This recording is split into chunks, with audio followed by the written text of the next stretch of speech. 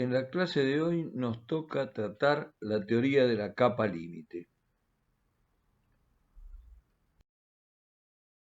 Si se estudian los fluidos reales, y por supuesto son fluidos que no pueden despreciar la viscosidad, son fluidos viscosos, allí se nota que las soluciones que aparecen a partir de la teoría de los fluidos perfectos son razonablemente acordes con los resultados experimentales, pero solo si se consideran zonas suficientemente alejadas de las paredes. En las proximidades a los bordes sólidos, esas ecuaciones no tienen validez alguna. Esta aparente contradicción es razonable, es comprensible, porque las condiciones en los límites en ambos casos son totalmente diferentes. Para el fluido perfecto se admite el deslizamiento de las partículas contra los bordes sólidos. Y ya sabemos que en los fluidos reales lo que se admite es que hay una adherencia perfecta entre el fluido y la pared y la velocidad en contacto con un borde sólido en reposo es nula. El hecho entonces de la adherencia entre el fluido y la pared implica que las fuerzas de fricción van a retardar el movimiento del fluido en una delgada capa vecina a ese borde. Esta capa delgada tiene la característica que en ella la velocidad va a crecer desde cero, si el borde está inmóvil, por supuesto, al valor completo al del escurrimiento externo sin roce. Esa región, en las proximidades de las paredes, donde el escurrimiento cambia de carácter y pasa de cero al valor de la velocidad correspondiente al escurrimiento externo, es la que se denomina capa límite. Si el fluido fuera perfecto, el perfil de velocidades a lo largo de una normal al sólido, a la pared sólida, sería, si nos ubicamos en el punto M, una curva como de la figura 1, donde la velocidad máxima es la que está justamente en contacto con la pared. Si el fluido es muy viscoso y el movimiento es muy lento, es decir, de bajo número de Reynolds, el perfil de velocidades estaría dado por la curva 2. Entonces estaríamos luego en tipos intermedios con la curva 3 para un número de Reynolds moderado y una curva como la 4 para un número de Reynolds más elevado. En la mayoría de los casos prácticos el escurrimiento es turbulento. Sabemos que en general en la profesión nos encontramos muy raramente con escurrimientos laminares.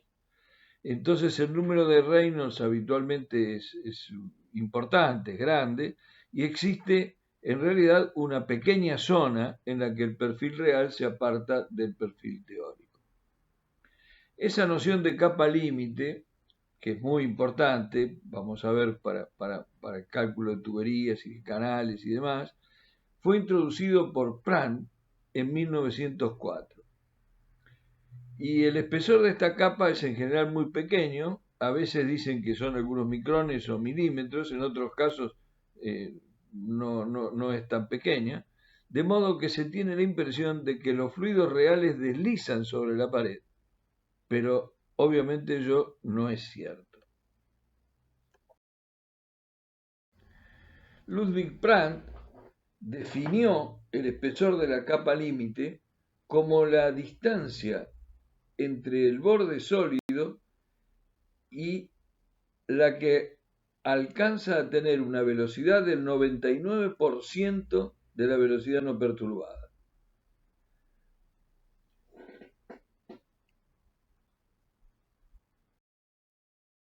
Esta fotografía muestra de alguna manera la presencia de cómo la capa límite, en el caso atmosférico, se queda pegada al borde sólido, que sería en este caso un borde líquido, que sería la superficie libre del mar, y no alcanza a ser arrastrada todavía por la velocidad, si la velocidad si no hay viento, por ejemplo, y se observa que alcanza una cierta altura importante. O sea que la capa límite no siempre son unos escasos milímetros.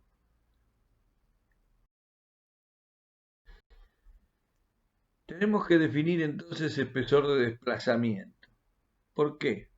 Bueno, se define el espesor de desplazamiento como la longitud que sería necesario desplazar la pared hacia el interior del flujo en cada punto para que el flujo de masa asociado al flujo uniforme sea igual al correspondiente transporte de masa del escurrimiento real. ¿Qué significa eso? Que yo voy a poder subir ese valor de delta asterisco del borde hacia adentro, hacia la parte interior del fluido, y entonces me va a quedar como si fuera el borde de un conducto más pequeño, pero con la velocidad constante del orden de U infinito y una altura de delta menos D asterisco. O sea, reduciríamos la altura de líquido en un valor de asterisco para poder tener velocidad constante. Bueno, eso sería posible de determinar haciendo la integral y una igualdad, ¿no es cierto?, entre la diferencia que hay entre el perfil de velocidad real, que es la integral entre 0 e infinito de ρ, U infinito por DI, menos ρ por U infinito por delta asterisco.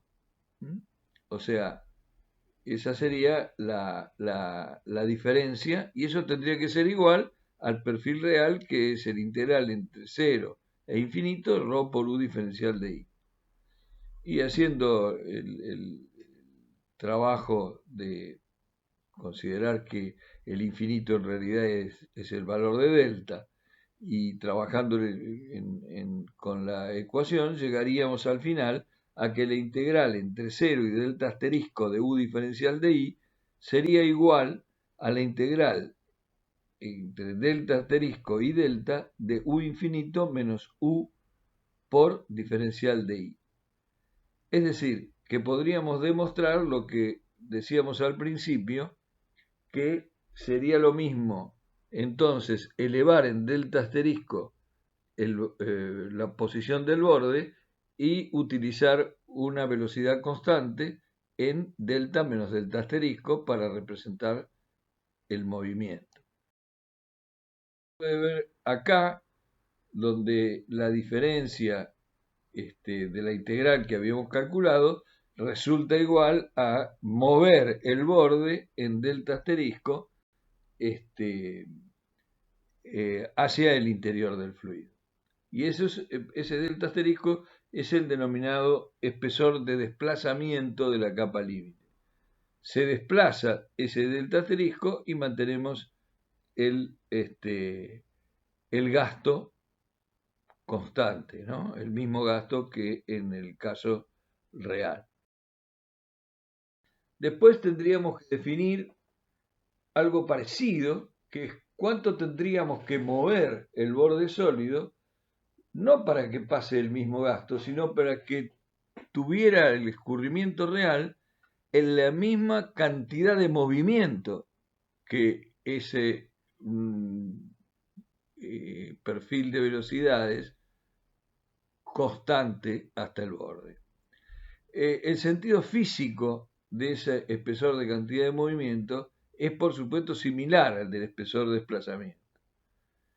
Es lo que se necesita desplazar la pared en cada punto para que el flujo de cantidad de movimiento sea igual al correspondiente a la cantidad de movimiento del escurrimiento real, ¿no?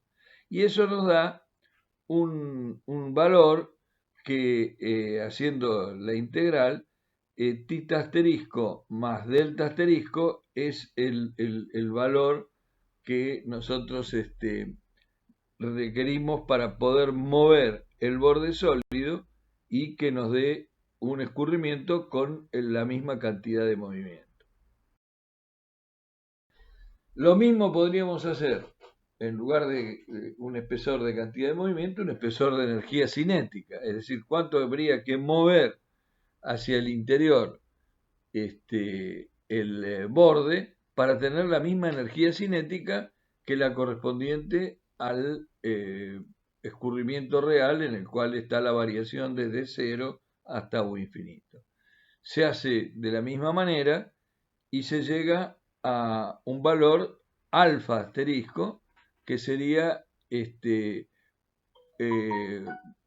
que permitiría, sumado a delta asterisco, obtener la longitud necesaria para desplazar la pared, para que el flujo de energía cinética fuera igual al correspondiente del flujo real. De esa manera se puede demostrar que ese le llaman delta tita, sería igual a alfa asterisco más delta asterisco. Una nueva variable que se incorpora y que en algún momento lo vamos a ver a lo largo de la clase, es el factor de forma de la capa límite, denominado H asterisco. Ese factor de forma surge del cociente entre el espesor de desplazamiento y el espesor de cantidad de movimiento.